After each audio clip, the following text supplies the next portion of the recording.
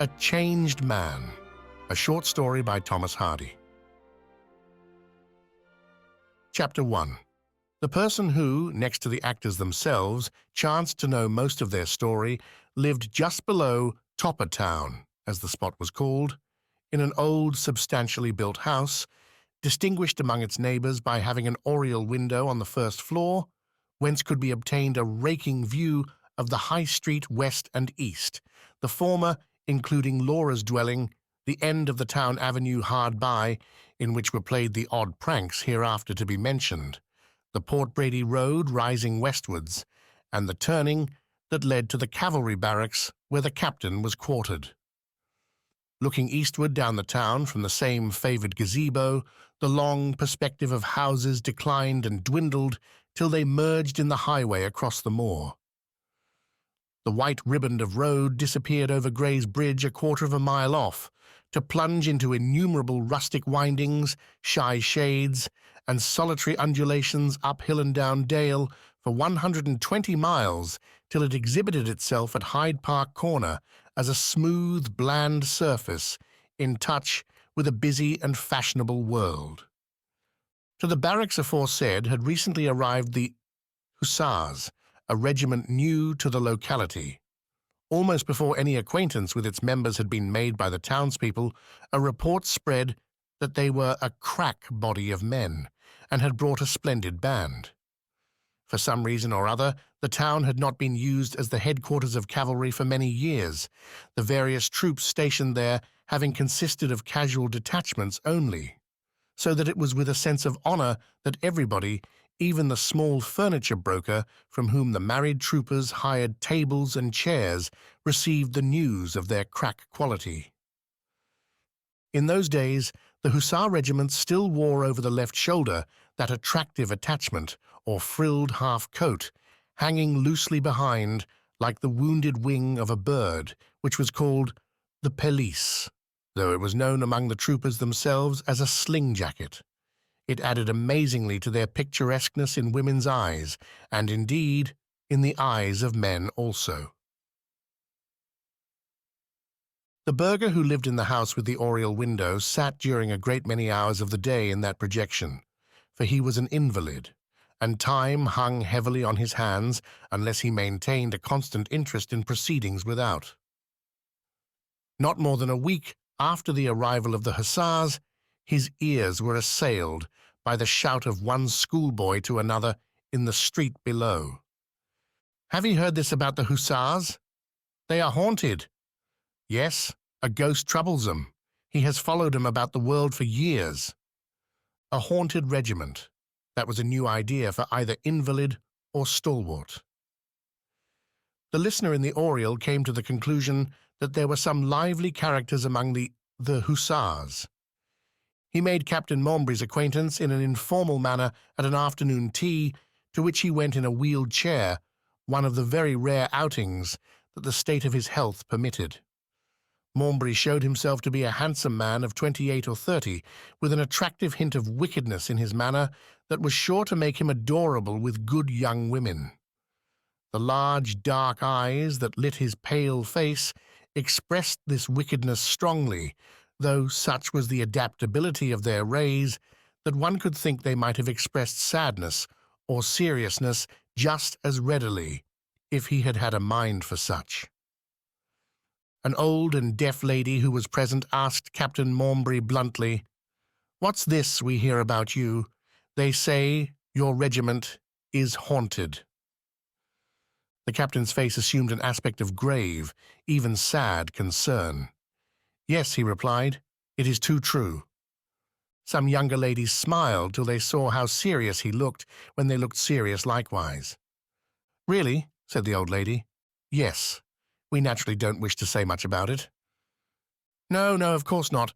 But how haunted?" "Well, the thing, as I'll call it, follows us. In country quarters or town, abroad or at home, it's just the same." "How do you account for it?" Mombry lowered his voice.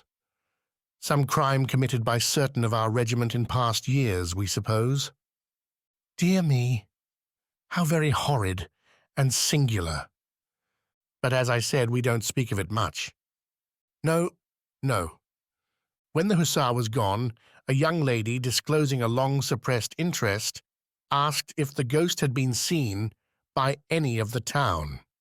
The lawyer's son, who always had the latest borough news, said that though it was seldom seen by anyone but the hussars themselves, more than one townsman and woman had already set eyes on it, to his or her terror. The phantom mostly appeared very late at night, under the dense trees of the town avenue nearest the barracks. It was about 10 feet high, its teeth chattered with a dry, naked sound, as if they were those of a skeleton, and its hip bones could be heard grating in their sockets. During the darkest weeks of winter, several timid persons were seriously frightened by the object answering to this cheerful description, and the police began to look into the matter. Whereupon the appearances grew less frequent, and some of the boys of the regiment thankfully stated that they had not been so free from ghostly visitation for years as they had become since their arrival in Casterbridge. This playing at ghosts was the most innocent of the amusements indulged in by the choice young spirits who inhabited the lichened red brick building at the top of the town bearing WWD and a broad arrow on its quoins. Far more serious escapades, levities relating to love, wine, cards, betting were talked of, with no doubt more or less of exaggeration. That the hussars, Captain Mury included, were the cause of bitter tears to several young women of the town and country is unquestionably true, despite the fact that the gaieties of the young men wore a more staring colour in this old-fashioned place than they would have done in a large and modern city. Chapter 2. Regularly once a week they rode out in marching order. Returning up the town on one of these occasions, the romantic pelisse flapping behind each horseman's shoulder in the soft southwest wind, Captain Mury glanced up at the oriel. A mutual nod was exchanged between him and the person who sat there reading. The reader and a friend in the room with him followed the troop with their eyes all the way up the street, till, when the soldiers were opposite the house in which Laura lived, that young lady became discernible in the balcony. "They are engaged to be married, I hear," said the friend. "Who, Mury and Laura? Never so soon?" "Yes. He'll never marry. Several girls have been mentioned in connection with his name. I am sorry for Laura."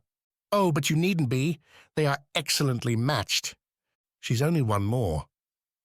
"She's one more, and more still. She has regularly caught him.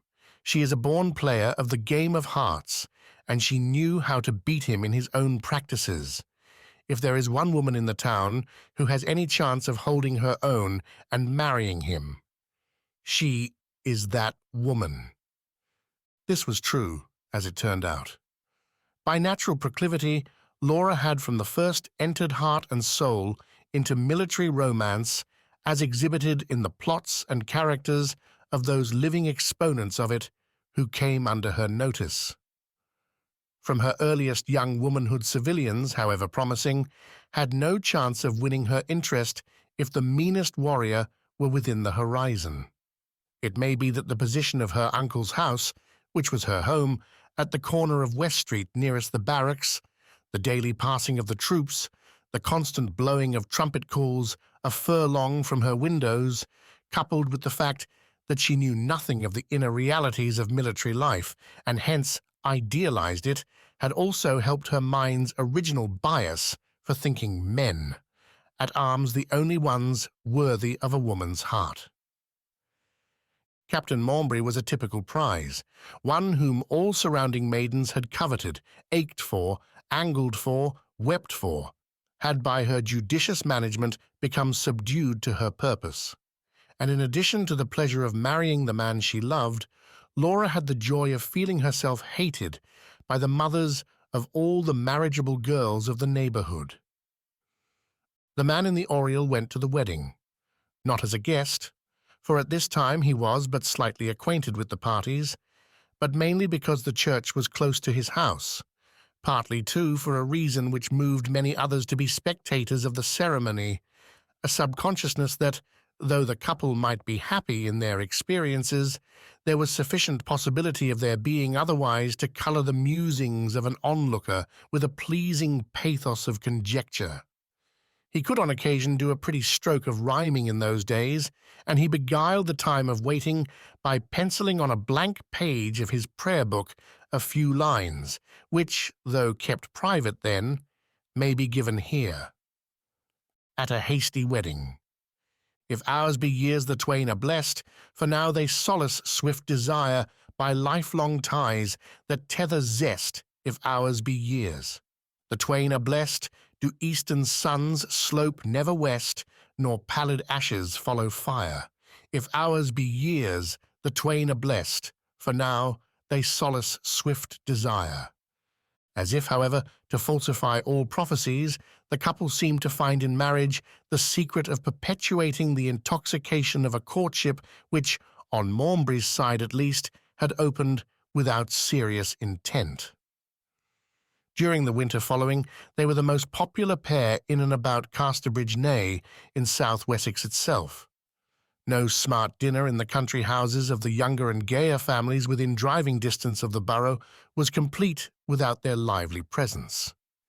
Mrs. Maumbry was the blithest of the whirling figures at the county ball, and when followed that inevitable incident of garrison town life, an amateur dramatic entertainment, it was just the same. The acting was for the benefit of such and such an excellent charity. Nobody cared what, provided the play were played, and both Captain Maumbry and his wife were in the piece, having been, in fact, by mutual consent, the originators of the performance.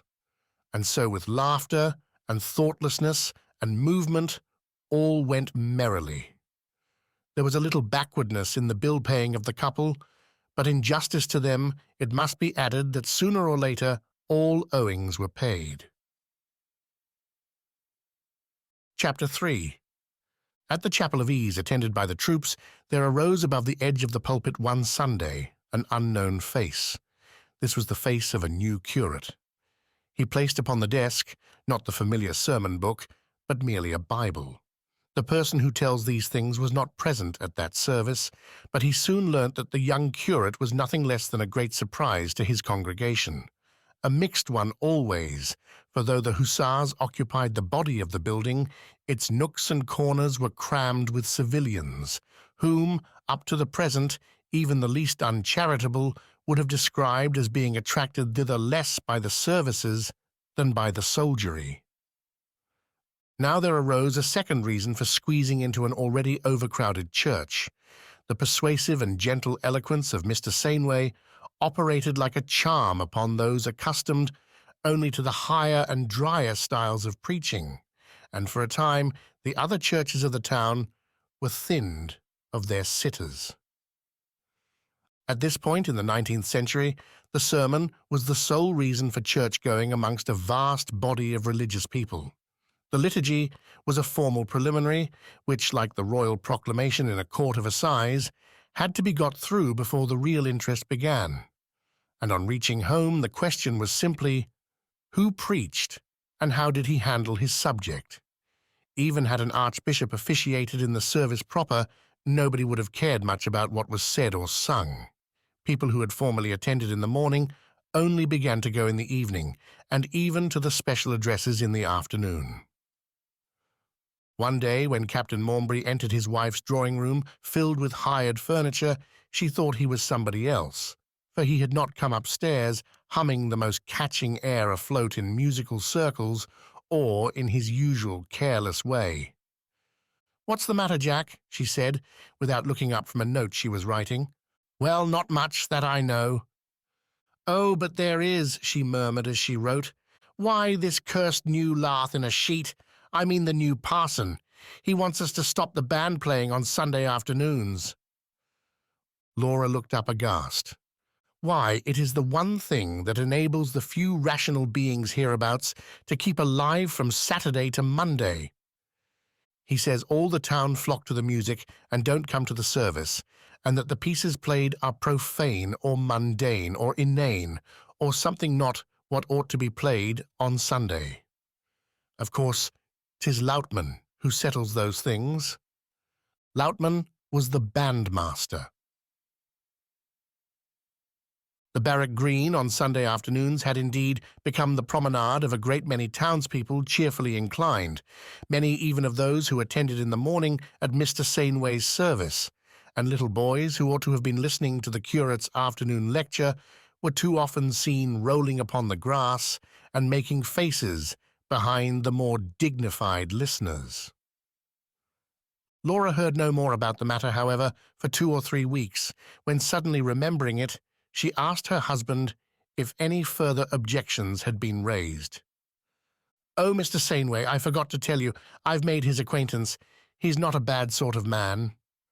Laura asked if either Mury or some others of the officers did not give the presumptuous curate a good setting down for his interference. "Oh, well, we've forgotten that. He's a stunning preacher, they tell me."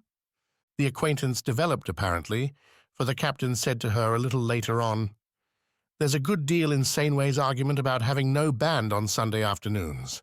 After all, it is close to his church. But he doesn't press his objections unduly." "I am surprised to hear you defend him." "It was only a passing thought of mine. We naturally don't wish to offend the inhabitants of the town if they don't like it." But they do. The invalid in the Oriel never clearly gathered the details of progress in this conflict of lay and clerical opinion. But so it was that, to the disappointment of musicians, the grief of out-walking lovers, and the regret of the junior population of the town and country round, the band, playing on Sunday afternoons, ceased in Casterbridge Barrack Square. By this time the Murys had frequently listened to the preaching of the gentle if narrow-minded curate, for these light-natured, hit-or-miss, rackety people went to church like others for respectability's sake, none so orthodox as your unmitigated worldling. A more remarkable event was the sight to the man in the window of Captain Mury and Mr. Sainway walking down the High Street in earnest conversation. On his mentioning this fact to a caller, he was assured that it was a matter of common talk, that they were always together. The observer would soon have learnt this with his own eyes, if he had not been told. They began to pass together nearly every day. Hitherto, Mrs. Mury, in fashionable walking clothes, had usually been her husband's companion, but this was less frequent now.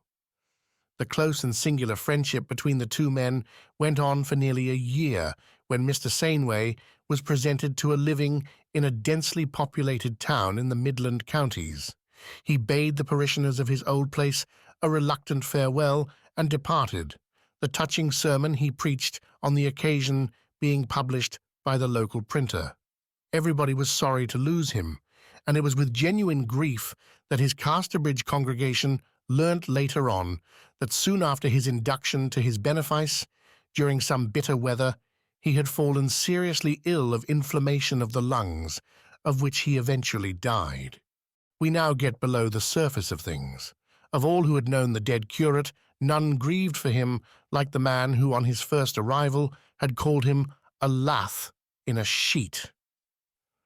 Mrs. Mury had never greatly sympathized with the impressive parson. Indeed, she had been secretly glad that he had gone away to better himself. He had considerably diminished the pleasures of a woman by whom the joys of earth and good company had been appreciated to the full. Sorry for her husband in his loss of a friend who had been none of hers, she was yet quite unprepared for the sequel.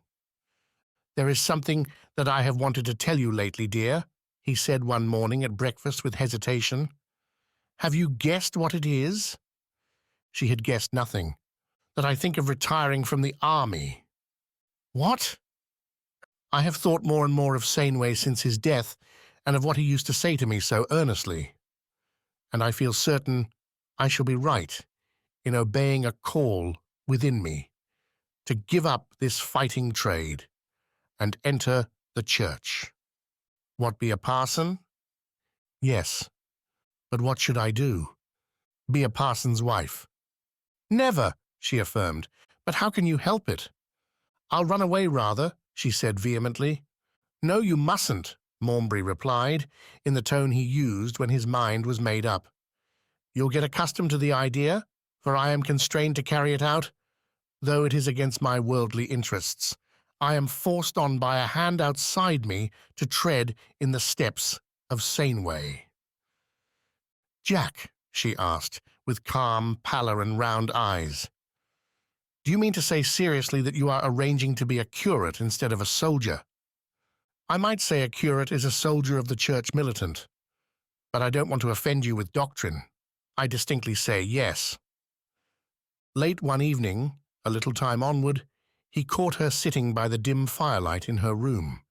She did not know he had entered, and he found her weeping. "What are you crying about, poor dearest?" he said. She started. "Because of what you have told me." The captain grew very unhappy, but he was undeterred. In due time, the town learnt, to its intense surprise, that Captain Maumbry had retired from the Hussars and gone to Fountain Theological College to prepare for the ministry. Chapter 4. Oh, the pity of it! Such a dashing soldier, so popular, such an acquisition to the town, the soul of social life here. And now, one should not speak ill of the dead, but that dreadful Mr. Saneway, it was too cruel of him. This is a summary of what was said when Captain, now the Reverend, John Maumbry, was enabled by circumstances to indulge his heart's desire of returning to the scene of his former exploits in the capacity of a minister of the gospel.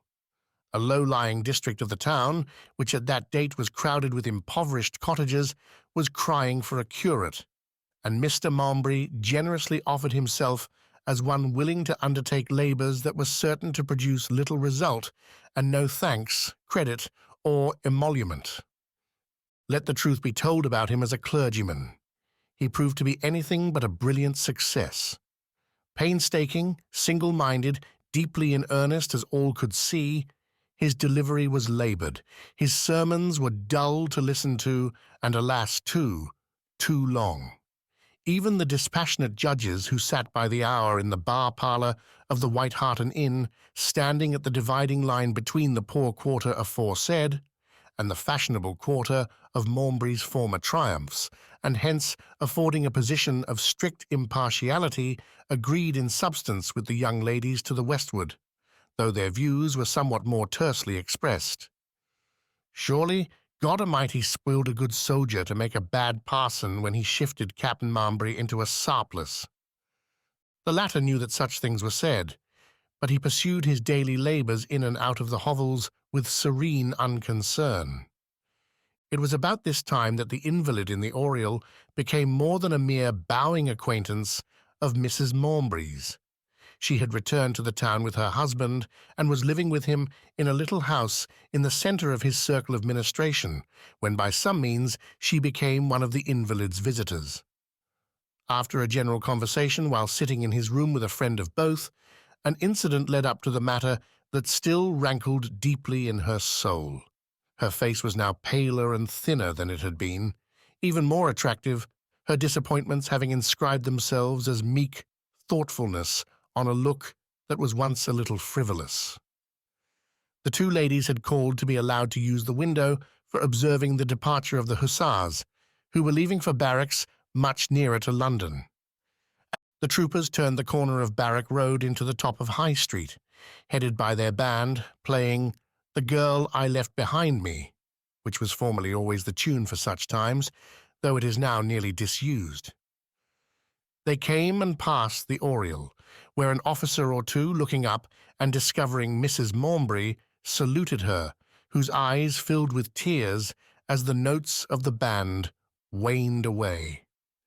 Before the little group had recovered from that sense of the romantic which such spectacles impart, Mr. Maumbry came along the pavement.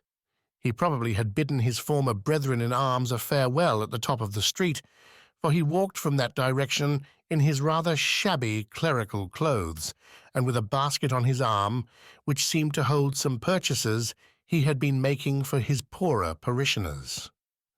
Unlike the soldiers, he went along quite unconscious of his appearance or of the scene around.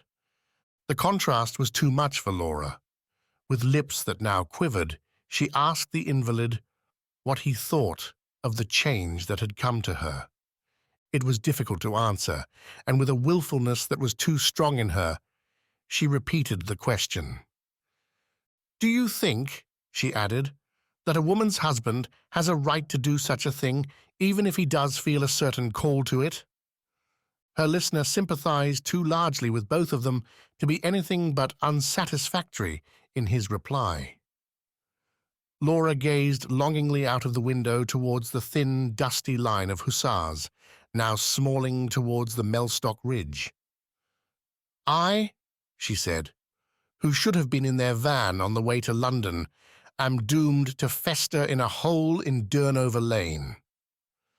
Many events had passed, and many rumours had been current concerning her before the invalid saw her again after her leave-taking that day. Chapter 5. Casterbridge had known many military and civil episodes, many happy times and times less happy, and now came the time of her visitation. The scourge of cholera had been laid on the suffering country, and the low-lying purlieus of this ancient borough had more than their share of the infliction. Mixen Lane, in the Durnover quarter and in Malmesbury's parish, was where the blow fell most heavily, yet there was a certain mercy in its choice of a date, for Malmesbury was the man for such an hour. The spread of the epidemic was so rapid that many left the town and took lodgings in the villages and farms. Mr. Malmesbury's house was close to the most infected street, and he himself was occupied morn, noon, and night in endeavours to stamp out the plague and in alleviating the sufferings of the victims. So, as a matter of ordinary precaution, he decided to isolate his wife somewhere away from him for a while. She suggested a village by the sea near Budmouth Regis, and lodgings were obtained for her at Creston, a spot divided from the Casterbridge valley by a high ridge that gave it quite another atmosphere, though it lay no more than 6 miles off. Thither she went. While she was rusticating in this place of safety, and her husband was slaving in the slums, she struck up an acquaintance with a lieutenant in the St. Foot, a Mr. Vannicock, who was stationed with his regiment at the Budmouth Infantry Barracks. As Laura frequently sat on the shelving beach, watching each thin wave slide up to her, and hearing, without heeding, its gnaw at the pebbles in its retreat, he often took a walk that way. The acquaintance grew and ripened. Her situation, her history, her beauty, her age a year or two above his own, all tended to make an impression on the young man's heart, and a reckless flirtation was soon in blithe progress upon that lonely shore. It was said by her detractors afterwards that she had chosen her lodging to be near this gentleman, but there is reason to believe that she had never seen him till her arrival there. Just now, Casterbridge was so deeply occupied with its own sad affairs, a daily burying of the dead and destruction of contaminated clothes and bedding, that it had little inclination to promulgate such gossip as may have reached its ears on the pair. Nobody long considered Laura in the tragic cloud which overhung all.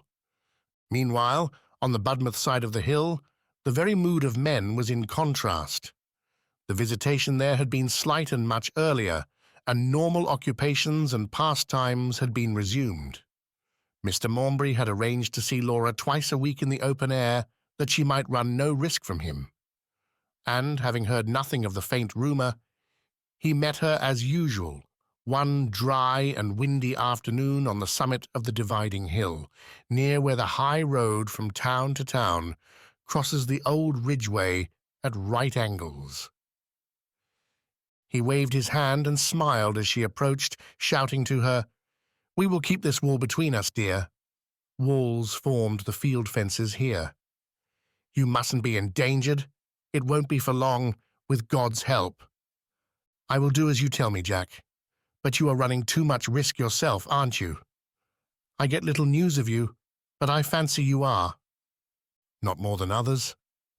Thus, somewhat formally, they talked, an insulating wind beating the wall between them like a mill weir. "But you wanted to ask me something?" he added. "Yes. You know we are trying in Budmouth to raise some money for your sufferers, and the way we have thought of is by a dramatic performance. They want me to take a part." His face saddened. "I have known so much of that sort of thing, and all that accompanies it. I wish you had thought of some other way." She said lightly that she was afraid it was all settled. "You object to my taking a part, then?" Of course. He told her that he did not like to say he positively objected. He wished they had chosen an oratorio or lecture or anything more in keeping with the necessity it was to relieve. "But," said she impatiently, "people won't come to oratorios or lectures.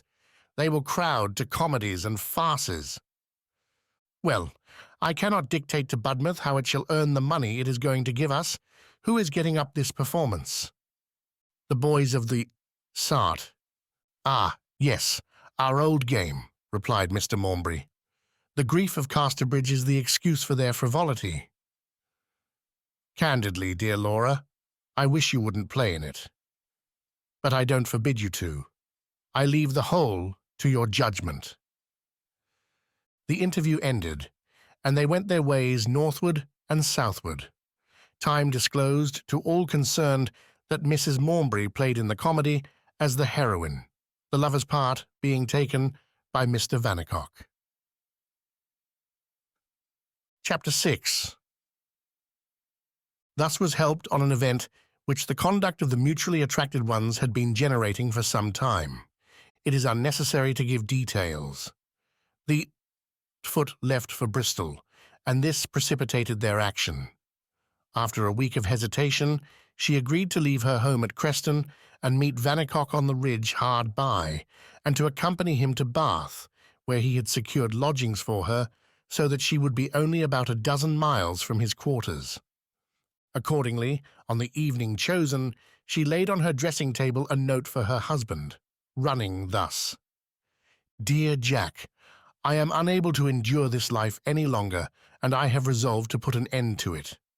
I told you I should run away if you persisted in being a clergyman, and now I am doing it.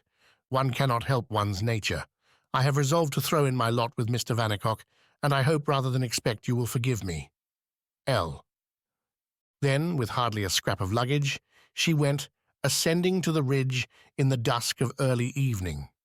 Almost on the very spot where her husband had stood at their last tryst, she beheld the outline of Vannicock, who had come all the way from Bristol to fetch her. "I don't like meeting here, it is so unlucky," she cried to him. "For God's sake, let us have a place of our own. Go back to the milestone, and I'll come on." He went back to the milestone that stands on the north slope of the ridge, where the old and new roads diverge, and she joined him there. She was taciturn and sorrowful when he asked her why she would not meet him on the top. At last, she inquired how they were going to travel.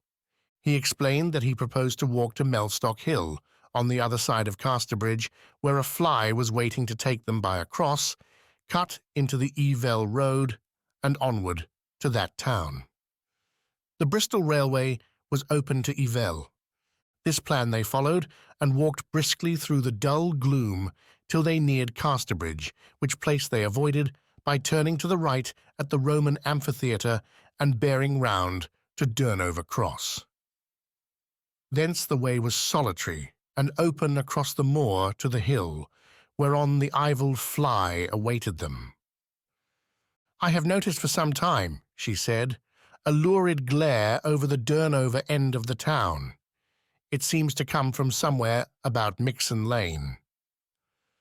"The lamps," he suggested. "There's not a lamp as big as a rushlight in the whole lane. It is where the cholera is worst." By Standfast Corner, a little beyond the cross, they suddenly obtained an end view of the lane. Large bonfires were burning in the middle of the way, with a view to purifying the air, and from the wretched tenements with which the lane was lined in those days, persons were bringing out bedding and clothing. Some was thrown into the fires, the rest placed in wheelbarrows and wheeled into the moor directly in the track of the fugitives. They followed on, and came up to where a vast copper was set in the open air. Here the linen was boiled and disinfected. By the light of the lanterns, Laura discovered that her husband was standing by the copper, and that it was he who unloaded the barrow and immersed its contents. The night was so calm and muggy that the conversation by the copper reached her ears. "Are there many more loads tonight?" "There's the clothes of they that died this afternoon, sir, but that might bide till tomorrow, for you must be tired out." "We'll do it at once, for I can't ask anybody else to undertake it. Overturn that load on the grass and fetch the rest." The man did so and went off with the barrow. Maumbry paused for a moment to wipe his face and resumed his homely drudgery amid this squalid and reeking scene, pressing down and stirring the contents of the copper with what looked like an old rolling pin. The steam therefrom, laden with death, travelled in a low trail across the meadow. Laura spoke suddenly. "I won't go tonight after all. He is so tired, and I must help him.